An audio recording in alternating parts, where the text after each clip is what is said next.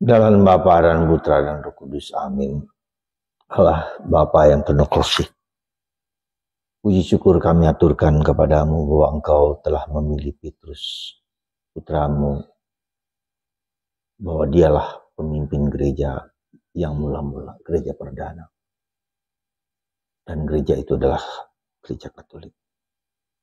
Hari ini seorang murid, Yohanes Ignatius dari Antioquia, dipilih oleh Petrus untuk menjadi uskup di Antioquia. Terima kasih Tuhan atas gereja di mana kami berada ini, yang berasal dari Putramu sendiri. Terpujilah namamu kini dan sepanjang masa. Amin. Para saudara, semakin banyak orang-orang non-Katolik, terutama non-Kristen yang pandai, yang cerdas, kembali mengakui dan menjadi Katolik setelah belajar dengan patristik. Salah satu tokoh penting dalam bapak-bapak gereja adalah Santo Ignatius dari Antioquia. Dia adalah murid Yohanes dan ditunjuk oleh Petrus sebagai uskup di Antioquia. Dia kemudian dihukum mati, dibawa dari Antioquia menuju ke Roma. Dan dalam perjalanannya itu dia menulis surat untuk percaya kepada uskup-uskup yang dipilih, untuk taat kepada Roma, kepada Paus. Dan itulah yang membuat kemudian dia dihukum mati, dicabik-cabik oleh singa-singa yang kelaparan dan mati. Dalam tulisannya dia banyak menulis tentang relasi umat untuk percaya kepada Paus yang dipilih dari keturunan dari pengganti-pengganti Petrus. Dan inilah yang membuat kita semakin yakin, semakin percaya bahwa gereja Katolik adalah gereja mula-mula, gereja perdana, gereja yang didirikan oleh Yesus sendiri.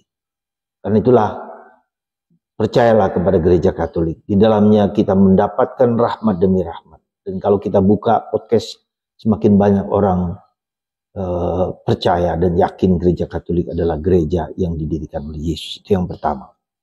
Yang kedua, ada bagian kalimat pertama surat Paulus kepada umat di Roma, kalimat yang bagus sekali. Berbahagialah orang yang diampuni pelanggarannya dan dosa-dosanya ditutupi. Berbahagia orang yang kesalahannya tidak diperhitungkan Tuhan kepadanya. Jadi bukan karena pekerjaan kita, bukan karena dosa kita, tapi belas kasihan Allah. Tuhan menutup dosa-dosa kita. Tuhan tidak memperhitungkan dosa-dosa kita. Dan kalau kita mohon ampun kepada Tuhan. Jadi pekerjaan kita bukanlah yang menentukan kita diselamatkan oleh Tuhan atau tidak. Tetapi Tuhan sendiri yang menyelamatkan dan menebus kita, yaitu Yesus Sang Penebus yang juru selamat. Bahkan Dia tidak mengingat-ingat lagi dosa kita.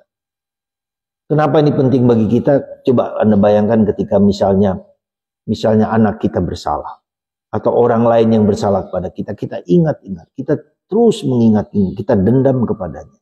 Ya. Tapi berbahagialah orang yang dosanya diampuni, ya, tidak diingat-ingat lagi. Dan itulah Tuhan. Maka ketika Yesus wafat di salib, Dia mengatakan, ampunilah mereka karena mereka tidak tahu apa yang mereka buat. Itulah. Tetapi kita tidak demikian. Kita justru mengingat-ingat, kita justru marah, kita justru dendam. Coba lihat, mari kita naik ke tingkat yang hidup yang lebih baik, yaitu tingkat keilahian. Kita mengampuni dan tidak mengingat-ingat dosa lagi. Seperti Tuhan terhadap kita. Kalau Tuhan saja begitu pada kita, maka kita juga harus belajar untuk melepaskan segala dendam, segala marahan. Dan kenapa demikian? Karena rambut di kepala kita pun dihitung oleh Tuhan. Tuhan sayang kepada kita. Tuhan peduli kepada kita. Tuhan tidak mengabaikan kita. Sekali lagi, betapa berharganya kita lebih daripada segala ciptaan lain. Segala alam semesta, segala burung pipit yang mendapatkan makan tanpa ia bekerja. Saudara, begitu berharganya Anda dan saya. Begitu cintanya Tuhan pada kita. Dan itu yang kita butuhkan. Tuhan menerima kita apa adanya. Tuhan mencintai kita apa adanya. segala masalah kehidupan, sejujurnya kalau dikatakan bahwa kita kurang merasa cinta Allah kepada kita, mencintai aku apa adanya.